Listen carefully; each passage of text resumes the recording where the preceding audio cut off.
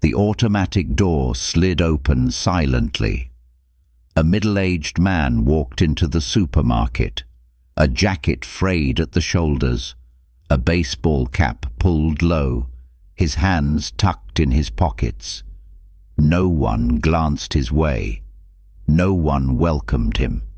No one knew he was Raymond Blake, the founder of the entire Blake's Grocers supermarket chain, now present across the western states of America. He didn't come with the aura of his CEO title. He came like a ghost walking through the very brainchild he had poured his entire youth into building. And what he saw made his heart grow cold. Messy shelves, a flickering fluorescent light, not a single greeting, no laughter, not even a warm glance between employees and customers. The atmosphere here was as thick as a diner where the stoves had long gone cold. Behind a checkout counter, a young woman tried to smile at a customer, but her eyes were red and swollen. Her hand trembled as she scanned the product's barcode. Her name was Lana Morrison, and right in the middle of her shift, she had to wipe her tears with the sleeve of her uniform. Raymond hid behind a cookie aisle, like an accidental passer-by, but he saw it clearly she wasn't acting, and she was the first sign that his system was rotting from the inside. The story began with an anonymous letter sent to the headquarters in a brown paper envelope, with no name, no return address. Inside were just a few scribbled lines. Someone in your system is being pushed to the brink. Come and see for yourself before it's too late.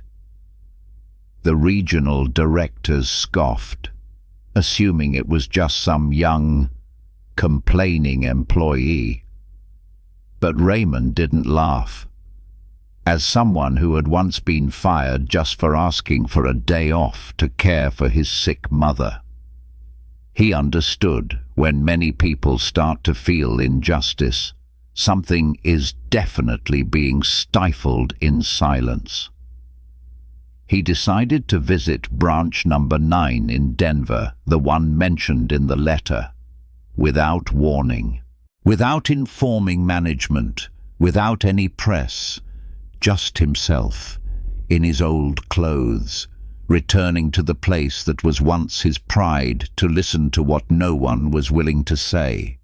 And then, like an invisible slap, he witnessed Doug Harper, the store manager, storm out of his office, slam his clipboard on the counter, and bark at Lana in front of everyone, crying on your shift again. If you can't control your emotions, then you can just leave. No one spoke up. No one defended her. A strange silence fell over the supermarket, a silence born not of peace, but of resignation. Raymond clenched his fists in his pockets, feeling something inside him begin to crack. This was no longer about management, sales figures, or brand image.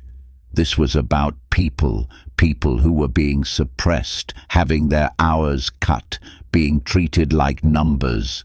He turned to walk away, but his heart remained at checkout counter number 4, where a woman was trying to suppress her sobs to continue smiling at customers. And in that moment, Raymond knew his investigation wasn't just to verify the truth.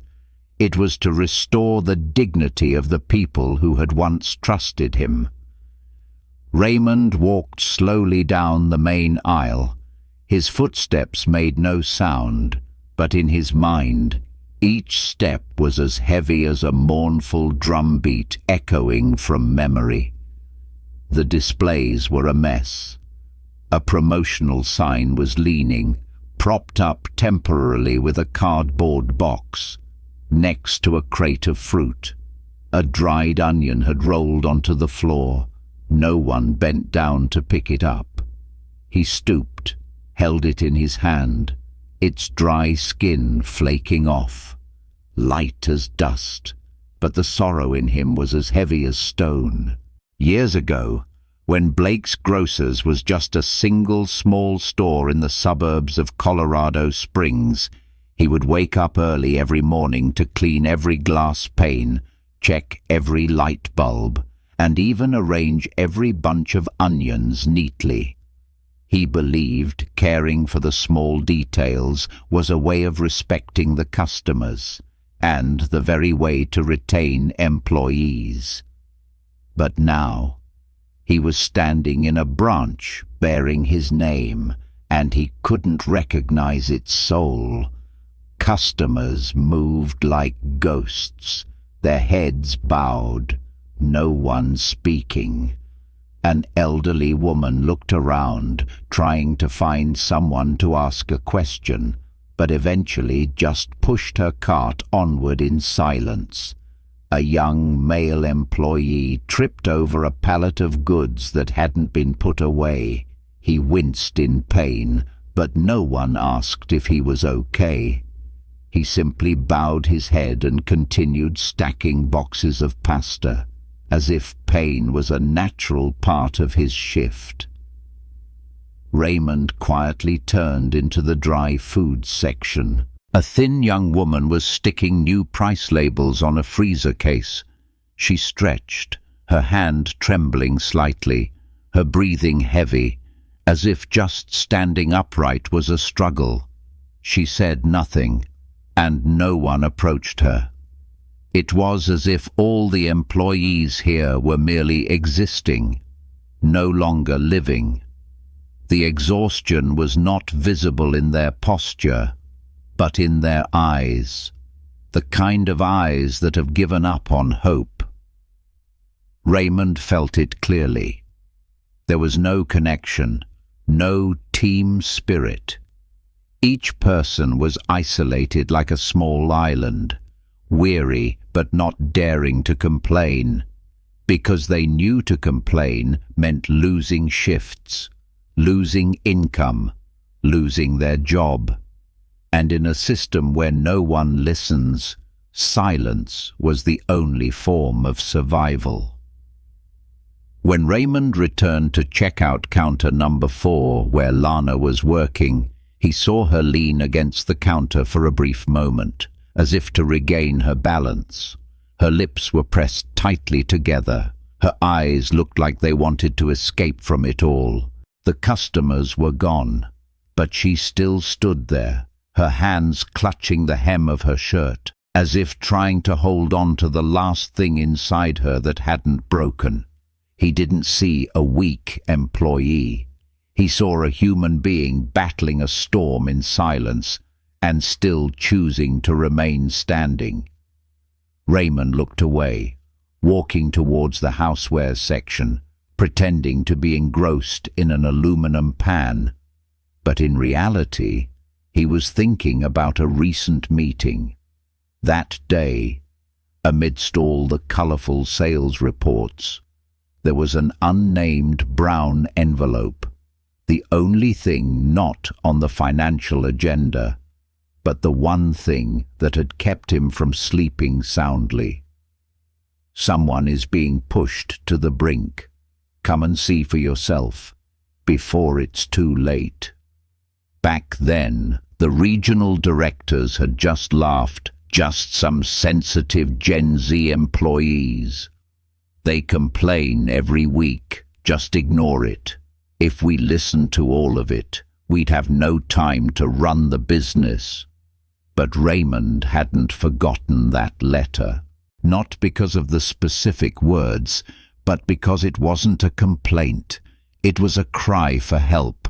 And now, as he saw Lana trying to force a smile with trembling hands, as he witnessed employees being sidelined just for being tired or having a young child, he understood his system was bleeding out, and he was the one who had unintentionally closed his eyes to it. A heavy question echoed in his heart. If I don't dare to dig deeper, who will? The sound erupted suddenly, like a punch to the air. Lana. The voice was harsh, so loud that people nearby flinched and turned around. Raymond looked up. From the direction of the stockroom, a tall, broad-shouldered man emerged. His face flushed, a black vest with the word supervisor embroidered on the chest standing out. He held a clipboard in one hand, the other clenched into a fist. His steps hurried and rough. Doug Harper. Raymond recognized him immediately. This was the manager the regional director had once praised for having the best operational efficiency in the Western system. He strode directly to counter number 4, where Lana was serving an elderly customer paying for a few small items. Doug didn't wait, didn't look at the customer, didn't bother with courtesy. Crying on the clock again, he slammed the clipboard onto the counter as if delivering a verdict. How many times do I have to tell you, if you can't handle your emotions, then just leave? This store isn't a therapy center. Lana froze, as if nailed to the spot. She flinched, not daring to look up. "I'm sorry," she said softly, her voice hoarse like someone with a cold, her eyes still red. "I'll be fine. I can keep working." Doug leaned in closer, lowering his voice, but his eyes filled with menace. "You've already missed 2 shifts this month. Don't be surprised if you don't have any shifts to work next week." That sentence was no longer a warning. It was a sentence, a cold form of control that Raymond had seen in places he had sworn he would never become. Lana bowed her head and gave a slight nod, her hands gripping the edge of the counter to stay steady. She didn't argue, didn't scream, didn't run away. She just fell silent. And that was what broke Raymond's heart the most. He stood behind the snack aisle, his heart squeezed tight in his chest. Every report, every chart, every defense from the HR department, every explanation like, "The schedule is automated by the system." Managers have the right to allocate based on performance. All of it crumbled in just 30 seconds, because he had just witnessed a human being humiliated, not for a lack of competence, but because she dared to be tired. Doug walked away, the heels of his shoes striking the floor like a declaration, "I am the law here." No one in the store spoke up. Not a single person dared to stand with Lana. Raymond looked around. The faces of the other employees were all turned downward, avoiding eye contact, as if this survival habit had been absorbed into their bones. Their indifference wasn't because they were bad people, but because they knew that if they stood up, they would be the ones whose shifts were cut tomorrow. Lana remained standing. She tried to straighten up, her lips moving to form the phrase, "Thank you for shopping with us," like an old machine about to power down. Her hands trembled, but she still handed over the receipt with both of them. Raymond watched without blinking. His own eyes welled up, not out of anger at Doug, but because he saw himself in those hands gripping the counter's edge. He had once been a janitor, fired for leaving 10 minutes early to take his mother to chemotherapy. He had stood just like that, his heart stuck in his throat, but still having to smile. The only difference was, today he was on the other side, the one with the power to change everything. He took a deep breath, swallowed his emotions, and walked past the candy section, his eyes still fixed on Lana. And he told himself, if I stay silent in the face of this, then the name on that sign outside is no longer worthy. Raymond didn't leave the supermarket right away. He wandered to the beverage section, bought a random granola bar from a vending machine with a chipped corner, and then quietly headed towards the employee break room, a small room at the end of a hallway where staff often went mid-shift to quickly eat a cold lunch or rest for 10 minutes on an old chair. He didn't intend to go in. He just wanted to stand near, to hear what lay behind those forced smiles. And then he stopped. His shoes froze as if held back by an invisible hand. From inside that room, a soft, choked sob could be heard, not loud, but clear, so vivid that it pierced through the wall, which was thinner than he had thought. A broken voice, as soft as a breath, but each word was as heavy as stone. I can't do this anymore. It was Lana. I've tried. I really have.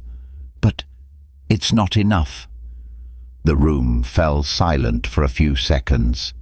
Then another voice, softer and hoarser. It seemed to be the stockroom employee with the messy hair Raymond had seen earlier, Eli Turner. Me too. Doug started cutting my shifts.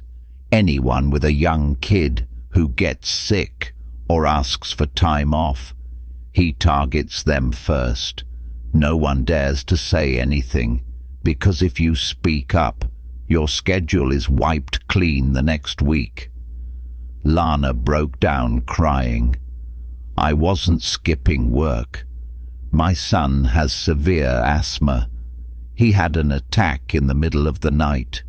We had to rush him to the hospital. I called to ask to switch shifts. I practically begged. But Doug said I wasn't reliable, that I was using my son as an excuse. A beat of silence, then a sob, no longer hidden. I don't even have enough money for gas. Today is my last shift for the week, and my wallet only has a few loose coins. The rent is 3 days late. I don't even know how I'm going to get my son home tonight. Raymond stood there, frozen. Never in his life, never, had he seen a complaint letter transform into a real, audible sob like this. And what stunned him wasn't the circumstance, but the way his system had created that circumstance. A mother not asking for a raise, not asking for special privileges, just asking for enough hours to support her child, and in return, she got her shifts cut, was mentally intimidated, and marked down as low priority, unreliable. All those cruel decisions were wrapped in corporate language, operational optimization, cost reduction, performance balancing.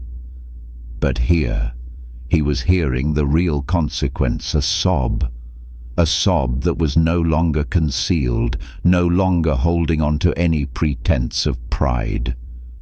Raymond leaned against the wall.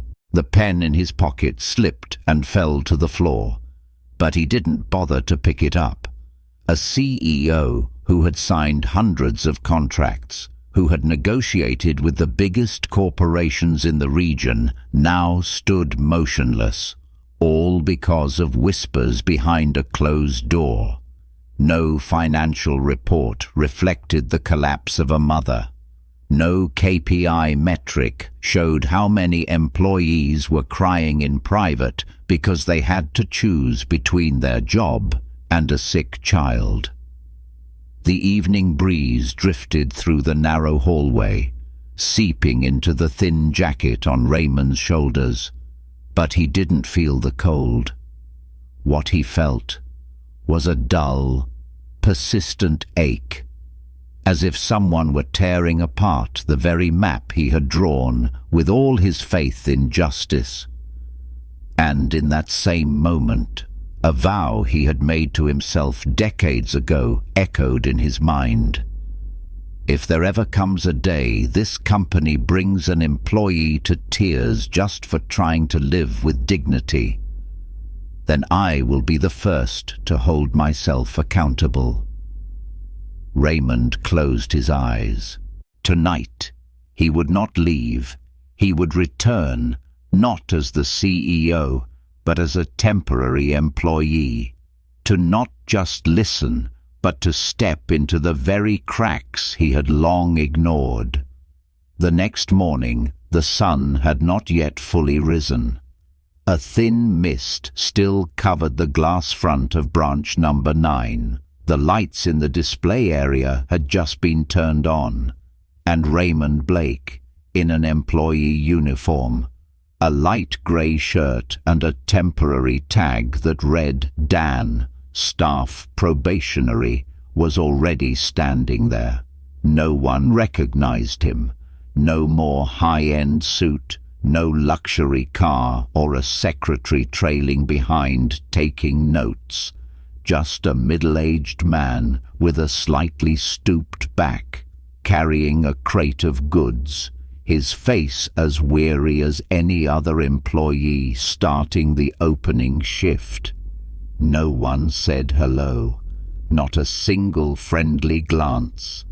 In this place, silence had become the rule of survival. Raymond was assigned to the dry food section, along with a young, spectacled employee with a slim build and slightly messy hair, Eli Turner, the same person whose voice he had heard from behind the break room door the previous night. "Hey, new guy," Eli said without looking up, his hand still arranging boxes of cereal. "I'm Eli. You new. Don't ask why everyone here is silent as a stone. Just keep your head down and work. It's safer." Raymond gave a slight nod, trying to keep his voice a bit hoarse to fit the role. "I'm Dan. Just trying it out for a few weeks. See how it goes." They worked side by side in a heavy silence. There was only the sound of goods being pulled from boxes and placed on shelves. But it wasn't long before Raymond spoke. "How long have you been working here?" "Almost 2 years," Eli replied, still not taking his eyes off the shelf. "But the atmosphere has never been as heavy as it has been these past few weeks." He lifted his head slightly, glanced around, then lowered his voice. "Doug is cutting shifts. Anyone with a young kid who gets sick or has an unexpected absence gets kicked off the priority list. Those who stay quiet and put up with it get to stay." Raymond frowned. He didn't need to ask more. The young man had confirmed exactly what he was investigating. "And Lana?" he asked, feigning curiosity, his hand lightly brushing past some packages of noodles. Eli's hands paused for a split second. Then he spoke softly, slowly. "She's the hardest worker here. But ever since she took 2 shifts off because her son was hospitalized for an asthma attack, Doug started dealing with her. No shift swaps allowed. No requests for schedule changes accepted. Now, she's practically been removed from the schedule altogether." Raymond felt the veins under his skin tighten. The number 15 hours week, a figure he himself had approved in a shift distribution report, now appeared clearer than ever. It wasn't just data. It was breath. It was food. It was the asthma inhaler for a child, and he, unintentionally, had signed off on cutting it. Only 15 hours a week, Raymond repeated. Eli nodded. Not even enough for rent, let alone medicine for her son. But she still comes to work, still smiles, still stands at the counter, because she's afraid of losing everything. Raymond gripped the handle of the stocking cart.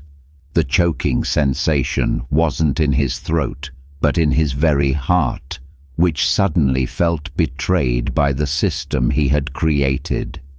Not because it was weak, but because it had been handed over to those who used power as a tool for intimidation, not to manage, but to oppress. Eli turned, looking at Raymond cautiously.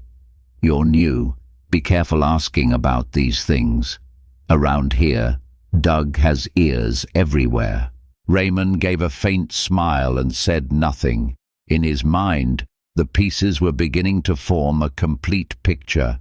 The oppressed checkout girl, the thin stockroom employee speaking the truth.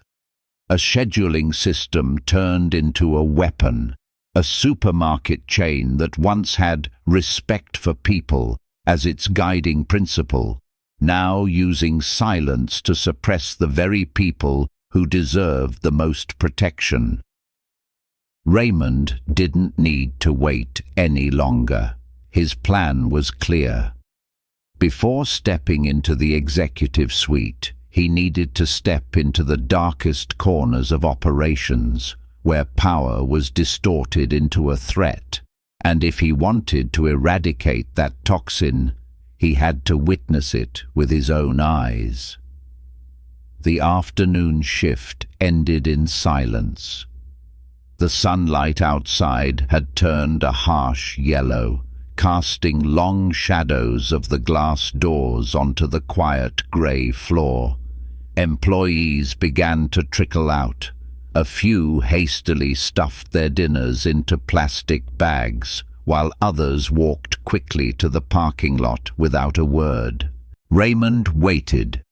He lingered longer than necessary in the housewares section, pretending to check inventory, his eyes fixed on the clock hanging in the corner of the maintenance room. At exactly 7:06 p.m., the night shift began. The shift change happened in a few minutes of chaos, a rare moment when everyone was busy with their own tasks.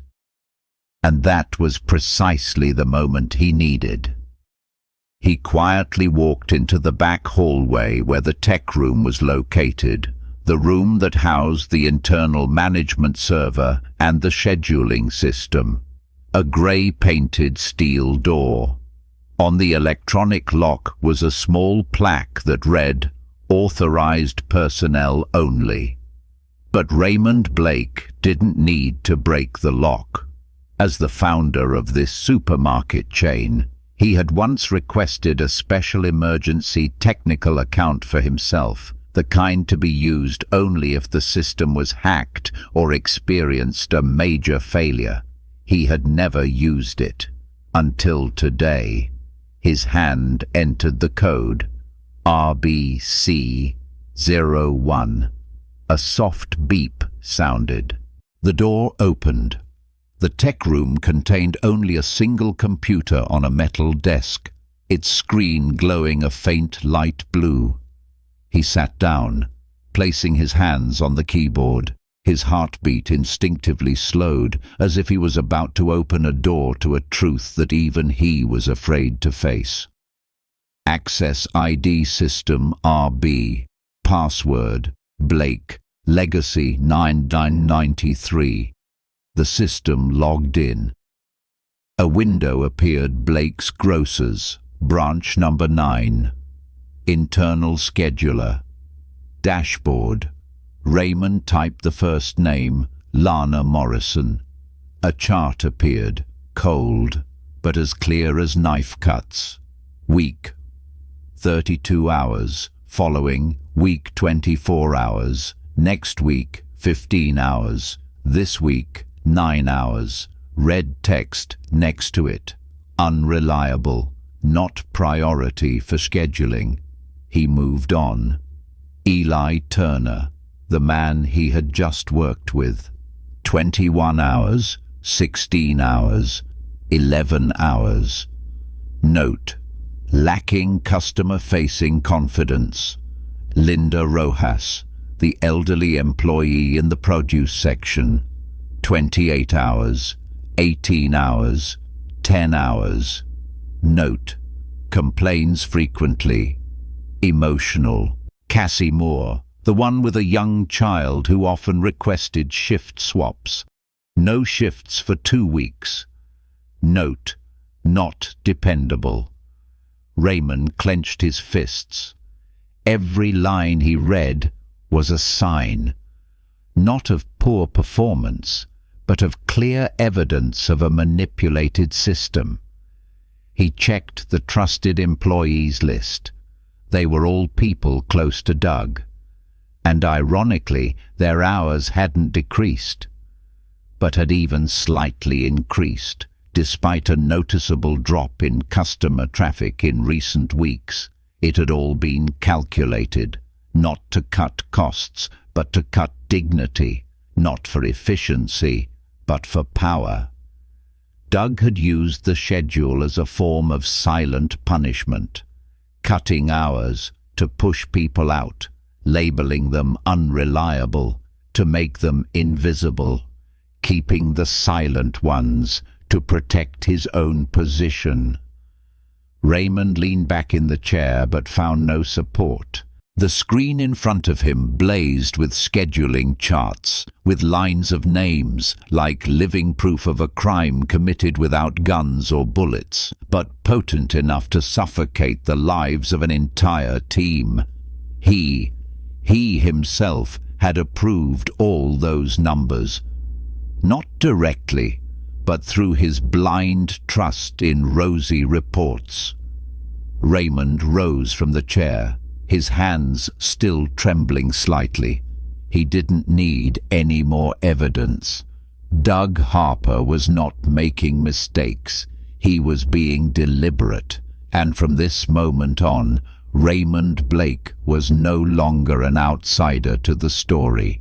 He would be the one to write the final chapter, with the very hands that had built this system, and with a heart that had just been reawakened by a sob behind a closed door. That afternoon, the atmosphere in the supermarket seemed to slow down. No one knew that a storm was quietly forming amidst the shelves and price tags, but Raymond knew, and he was ready to step into its eye. Doug Harper sat in the manager's office, a small room in the corner of the hallway, its door always slightly ajar, though no one dared to knock unless summoned. The tinny sound of country music emanated from a Bluetooth speaker. Doug was sipping a coffee and circling some numbers on the work schedule with a pen. With one hand, he tore off a note from a pad, his lips silently calculating the labor cost savings for the upcoming week. Knock, knock, knock. 3 soft but firm knocks. "Come in," Doug said without looking up, still thinking it was a night shift employee needing to request a change. Raymond walked in, still in his role as Dan, the new guy. But this time, his eyes were no longer avoidant. His voice was no longer soft. "Sorry to bother you. I heard some employees talking about shift cuts, especially Lana. Is it true her schedule has been almost completely cut?" Doug snorted, leaning back in his chair. "She's the biggest problem here. Always using her kid as an excuse, misses shifts, asks for time off, and then cries right in front of customers. I can't manage effectively with that kind of employee." Raymond said nothing, just watched him in silence. Doug frowned, annoyed by the silence. "Listen, Dan, This is a job, not a charity. I need people who work, not people who bring their family drama to the checkout counter." Raymond's voice lowered, but there was something sharp in it, like steel honed over many years. But if she gave advance notice because her child was hospitalized, if she only asked to swap shifts, then cutting her entire schedule, what is that? If not a punishment? Doug shrugged, took another sip of coffee. A smirk played on his lips. It's operational optimization.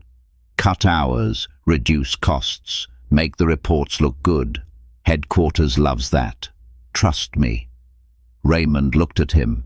For the first time, it was as if he was looking into a distorted mirror, one reflecting the kind of leader he had sworn never to become.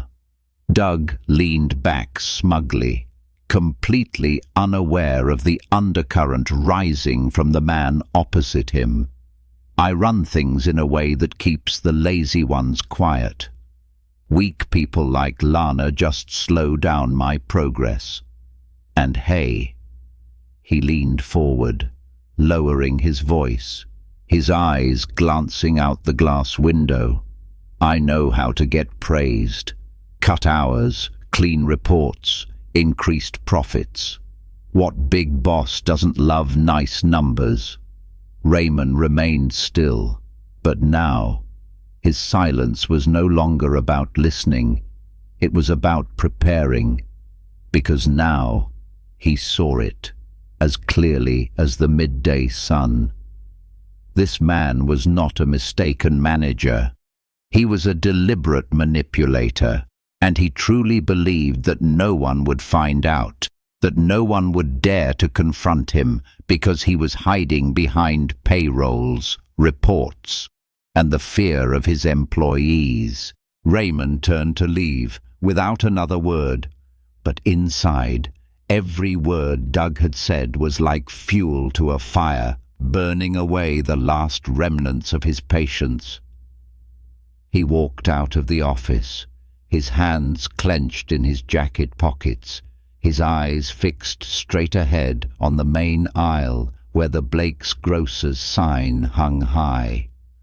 Once a symbol of pride and labor justice, now it was stained with the color of oppression, right under his own name. Raymond stopped and pulled out his phone. He called his senior assistant directly.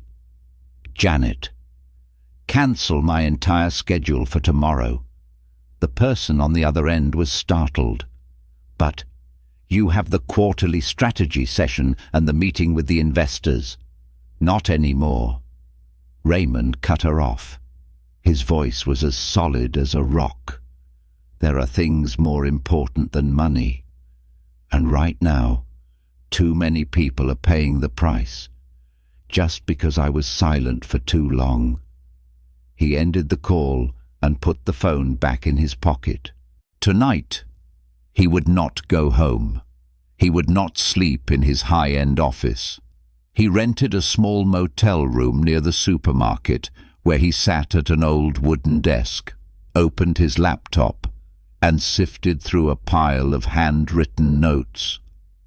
On the final page, he wrote one name, Lana Morrison, and circled it in red ink as the starting point for a real reformation. The next morning, the early morning sun slanted through the glass front of branch number 9. The atmosphere was as gloomy as usual, but something was changing. A silver sedan pulled up right in front of the entrance. It wasn't a delivery truck, not a regular customer. The door opened. A man stepped out, dressed in a grey suit, a light blue shirt, and a neatly tied tie. Pinned to his chest, a metal nameplate gleamed under the morning sun. Raymond Blake, Chief Executive Officer. No one said anything, but it was as if the entire supermarket held its breath. An employee stocking sodas fumbled and dropped a can and didn't pick it up. A customer looked up, then immediately glanced around. An employee at the produce counter whispered, Is that really him?" Lana Morrison stood in the distance, behind checkout counter number 4. She was holding a box of cereal a customer had handed her, but her eyes were still looking straight through the space, through the shopping cart, directly at the man who was walking in as if the wind had just changed direction. She recognized him, not because of the suit, not because of the nameplate, but because he was the one who had looked at her, not with pity, but with empathy. Raymond didn't rush. He took firm, steady steps down the aisle, through the rows of products that were all too familiar. But this time, each step carried not a performance, but responsibility. And his destination was the customer service counter, where Doug Harper was, holding a coffee cup and flipping through the shift schedule just like any other day, muttering to himself, "Why hasn't this guy left yet? That Dan guy." Doug didn't look up yet, still thinking everything was under his control, until a pair of polished leather shoes stopped right in front of him. "Good morning." The voice was deep, warm, but hard as a velvet-wrapped blade. Doug looked up, about to ask, "Who are you?" when his gaze froze, his mouth opened and closed. The coffee in his hand began to tremble slightly. You're... He stammered, his heart feeling like it was about to fall out of his chest. Raymond didn't nod. He simply, gently, pulled a card from inside his suit jacket. His name, his title, the metallic sheen reflected on Doug's face, like a sentence that had just been read. "I'm the one who has heard everything and seen everything, and now I want to talk with the person who runs this store." No one laughed. No one spoke. But the entire store had gone still. Footsteps faltered. Eyes followed. Everyone was waiting for what would happen next. Doug panicked. He turned to look at the employees around him, but no one came to his rescue. No cry for help was answered. Because now they all knew the one with the real power had just walked in. Raymond lowered his voice, but each word landed like a sledgehammer. "We need to talk about how you've been treating my people." Doug took half a step back. The words, "I was just following procedure," died on his lips as Raymond looked him straight in the eye, cutting the shifts of a mother with a hospitalized child, then labeling her as unreliable. "Is that procedure?" Doug swallowed hard. His lips pressed into a thin line. The back of his shirt began to dampen with sweat. The entire store seemed to fall into a sacred silence, as tense as a drawn bowstring, but no one dared to blink. Raymond didn't need to shout. He simply raised his hand, his palm open, steady as the scales of justice. "I'm here to take back the key to this office." Doug stood, frozen to the spot. He tried to search for a reason, but there was nothing left to cling to. And as his trembling hand fished the key ring from his pocket, he himself knew the game was over. You're making a mistake," Doug whispered. Raymond didn't blink. The mistake was letting you stay here this long. After Doug quietly walked out the main door, with no one to see him off, no one to hold him back, the air in the supermarket was still thick with shock. But for the first time, it wasn't fear. It was hope. Raymond turned back, standing in the middle of the wide aisle, the overhead lights glinting off the sparkling nameplate on his chest. He didn't need a microphone, didn't need a stage. He just spoke, his voice deep and clear, echoing evenly through the quiet space. I am the man who founded Blake's Grocers from scratch, and I have failed by letting this place become a place where good people have to bow their heads in fear. The entire store fell silent. A few people lowered their heads, their eyes glistening.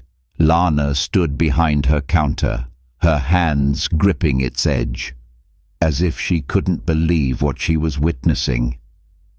Raymond continued. I have seen the tears behind the break room door. I have heard every suppressed sigh in the stockroom, and I believe you. He paused for a moment. The look in his eyes was no longer that of a CEO.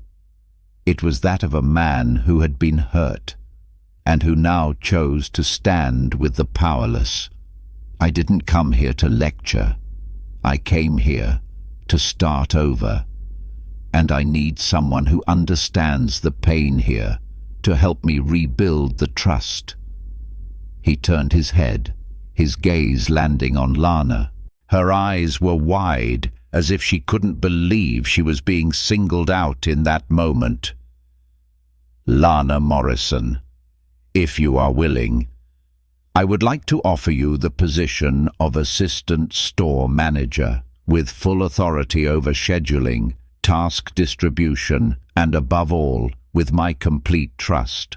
The space seemed to freeze. No one in the supermarket spoke. No one moved. Only Lana, standing motionless, as if all the gravity had just been pulled from her body. Me, she whispered, almost inaudibly. Raymond nodded. I choose you. Not because you never fell, but because you always got back up every time you were pushed to the bottom. Lana looked around. The familiar faces, who had walked silently beside her day after day, were now looking at her with a different expression, no longer pity, but hope. I was noted as unreliable. I cried in front of a customer, she said, her eyes welling up. Raymond smiled gently, stepping closer, his manner soft but firm. And then you finished your shift until the end of the day. You maintained your professionalism. You were kind to customers. You protected your colleagues when no one was protecting you. This title is just a name. But you have been working like a manager for a long time. Now, I am just placing that trust where it belongs. Lana bit down hard on her lower lip. Her hand still clutched the hem of her shirt, a defensive habit. But in that moment, something inside her had changed, like a suit of old armor falling away, revealing a heart that was bravely learning to believe she was worthy. If you trust me, she said, her voice trembling but her gaze steady, I won't let you down. Raymond placed a hand on her shoulder, warm and firm like a promise. I don't need you to prove anything else. Lana, you already have. Now, just keep going. From behind, a few employees began to clap quietly. It started with Eli, then Linda, then the entire produce section. The whole store filled with applause that wasn't loud or dramatic, but it was enough to make the space, once so heavy, suddenly feel light, as if a shadow had been lifted. Lana looked all around, her lips trembling slightly, her eyes brimming with tears, and then she nodded. In that moment, without a business card, without a formal document, she had become a leader, not through power, but through trust. The door to the manager's office closed behind Lana. She stood in silence for a long moment, not out of fear, but because she didn't know where to begin. The room still carried the old smells, cold coffee, cheap air freshener, and something heavy, cold, as if the very air in here had once been compressed by the pressure of manipulation.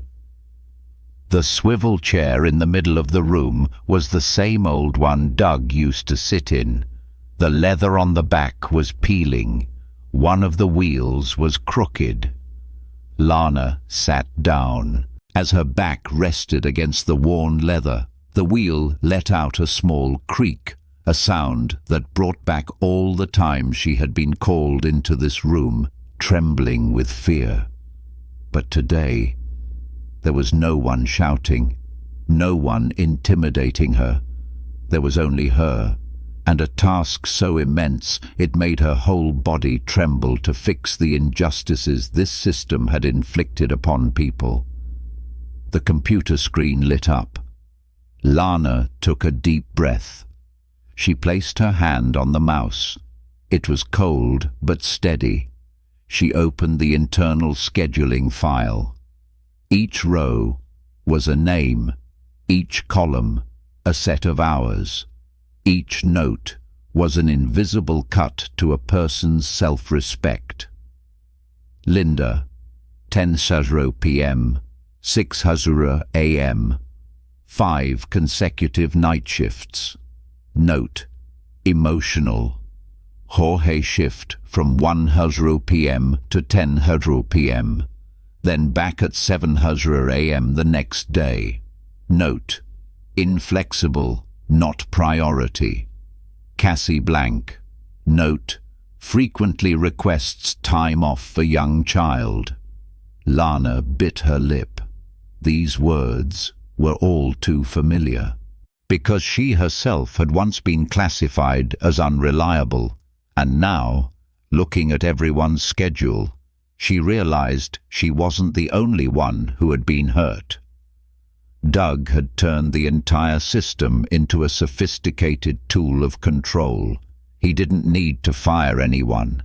He just had to cut hours, make unreasonable shift changes, write vague notes, and naturally, people would retreat in silence. Lana sat motionless. Then she began to type, not with anger, but with a clarity, a sensibility, and a humanity she had not seen on a schedule in 2 years. The first line, priority for single parents. Fixed morning shifts on a weekly basis. The second line, consecutive night shifts to be minimized. No more than 3 per week for the same employee. The third line, employees with young children or school schedules advance notice will be met with flexible arrangements, without shift penalties. With every line she typed, the sound of the keys was like a new, reviving heartbeat. It was no longer a schedule. It was a guide map for survival in a world where human dignity had to be prioritized over quotas. Next to the desk, Lana saw an old notebook, the red one Doug used to carry. She opened it. It was filled with handwritten annotations in red ink. Cut Linda's shifts. Complains too much. Cassie, ill, unstable. Put on extended leave. Eli lacks communication skills. Keep off the floor. She closed her eyes, then slowly closed the notebook. She didn't tear it up, didn't burn it. She just pushed it aside, like pushing a toxic past out of her mind. She opened a blank page and created a new schedule. The first line, she wrote in bold letters, "The schedule is for support, not control." Each name was put back on the schedule. No one was left out. No one was labeled with prejudice. Lana typed Cassie's name, the woman who had once cried because she had to miss a shift to care for her feverish child. She assigned Cassie 3 stable morning shifts, with a new note: flexible hours priority, family care. She looked at the clock. It was almost 11 p.m. Outside, the parking lot was empty, with only the dim yellow light casting a glow on the misty glass. But in this room, a small flame had been lit, from trust. Before shutting down the computer, Lana typed a final line at the bottom of the schedule: "If you have any issues with your shift, please see Lana Morrison directly. My door is always open." She sat back for a moment, looking out the glass window. She saw no one. But she knew, tomorrow, when everyone came in, they would feel that something was different, not in the schedule, but in the way they were treated. 3 days later, the morning at branch num 9 was no different from any other day. If you were only looking from the outside, customers were still sparse. Employees still wore the slightly faded silver-grey uniforms. The checkout counter still beeped steadily. But if you looked closely, you would see that everything was beginning to breathe again. An old woman stopped in the frozen food section, hesitating, unable to find her favorite vegetables. Eli Turner, the employee once labeled as lacking communication skills, cautiously approached her. He scratched his head shyly. "Can I help you find something?" "Ma'am." The old woman was stunned for a second. Then she smiled. "It's been a long time since someone in a supermarket asked me that." In the left corner, Linda Rojas, the woman who had been forced into 5 consecutive night shifts, was now arranging the fruit display. Her hands moved swiftly, and her lips were softly humming along to the background music from the ceiling speakers, a sound that no one had been able to hear for months because their hearts were too heavy. Near the bakery, Cassie was chatting with an elderly customer, her face noticeably softer. She no longer had to hide her phone, no longer had to fear that a call from her child's school would cost her her job. For the first time, she was allowed to be an employee without having to sacrifice her role as a mother.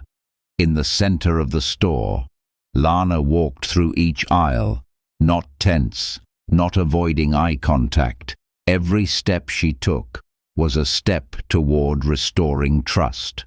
She didn't give orders. She just quietly asked, "Do you need any help? Is the morning shift next week okay for you? If someone in your family is sick, just let me know beforehand." And then the little things began to happen. A young employee automatically set a fallen promotional sign back up. A little girl waiting at the checkout line was given a bear-shaped sticker by Marcus, who Doug used to keep in the stockroom. The little girl giggled. Her mother's eyes welled up. "Thank you. It's been a long time since I've seen someone in customer service who still cares." At checkout counter number 4, once Lana's lonely front line, there were now 2 employees sharing the shift. They smiled.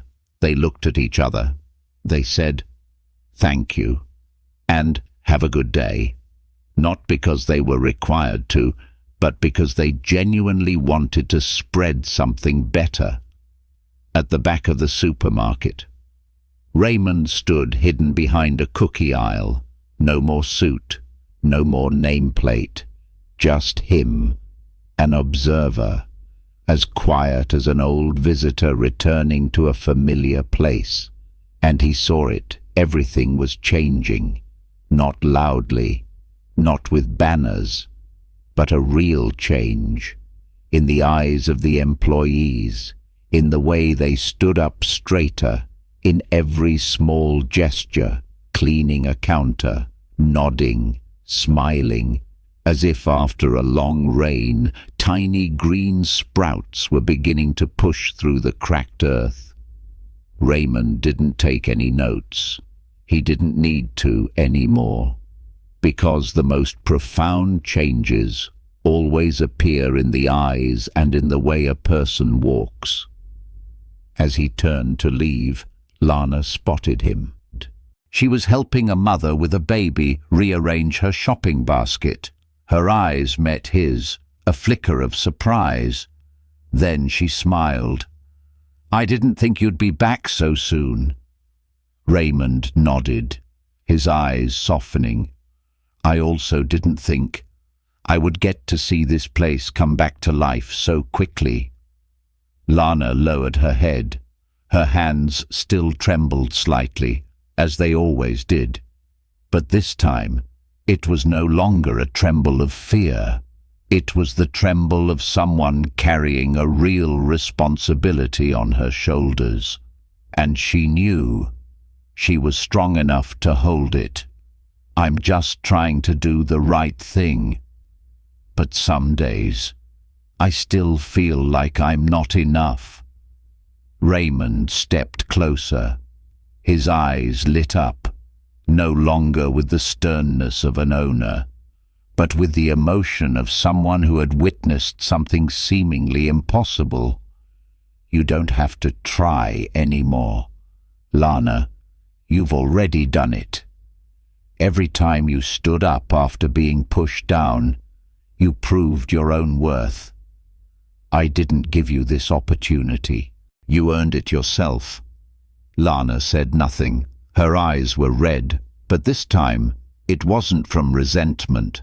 It was because, for the first time in her life, she was seen, not as a backup employee, but as a vital part of a revival. That evening, Lana returned to the office, the place that had once been an invisible cage for so many lives. She didn't turn on the computer right away.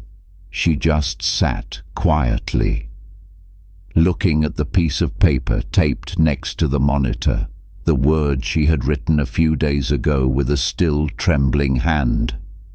"The schedule is for support, not for punishment." Beneath it, she had just added a new line that afternoon. "Every hour of work is a piece of someone's life. Don't let anyone cry just for trying to live with dignity." Lana stood up, walked to Doug's old filing cabinet, where he used to write his red-inked notes labeling people. She didn't burn the notebook. She didn't tear the papers. She just locked it and taped a blank piece of paper on the outside. Not for judgment, only for listening. Then she walked out, closing the office door behind her. No longer timid, like when every step down this hallway made her heart clench. Now, every step she took was steady, the step of someone who knew she was no longer alone. At the checkout counters, Marcus was helping a new employee stock inventory. Linda was folding uniforms, waving goodbye to the group with a genuine smile. Eli was showing a little girl how to push a small shopping cart back to its proper place.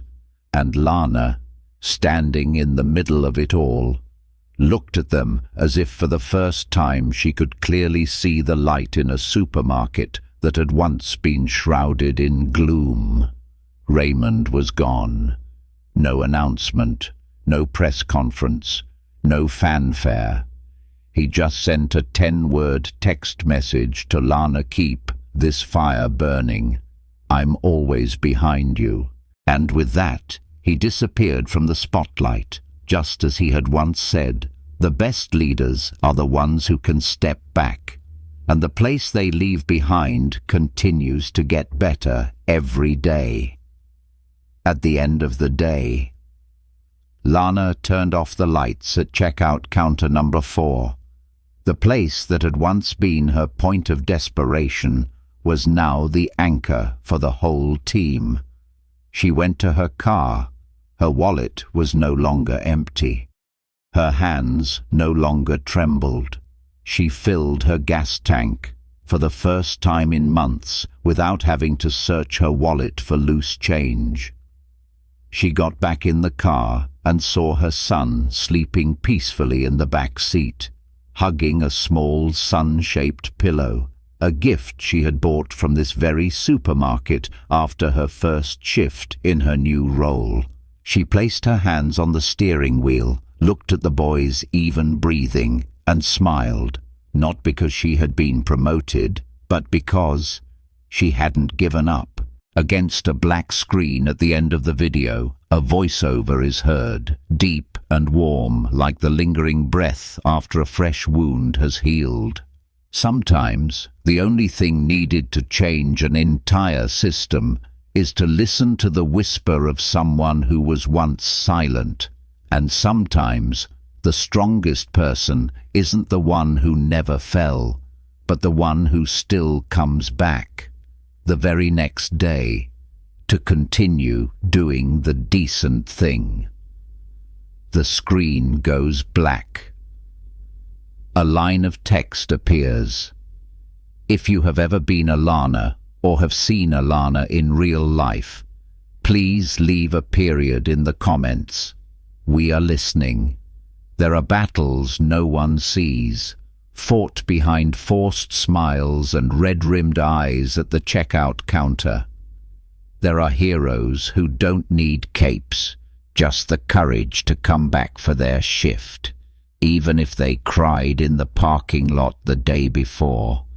And there are great changes that start with just one person brave enough to listen, and one person resilient enough not to give up.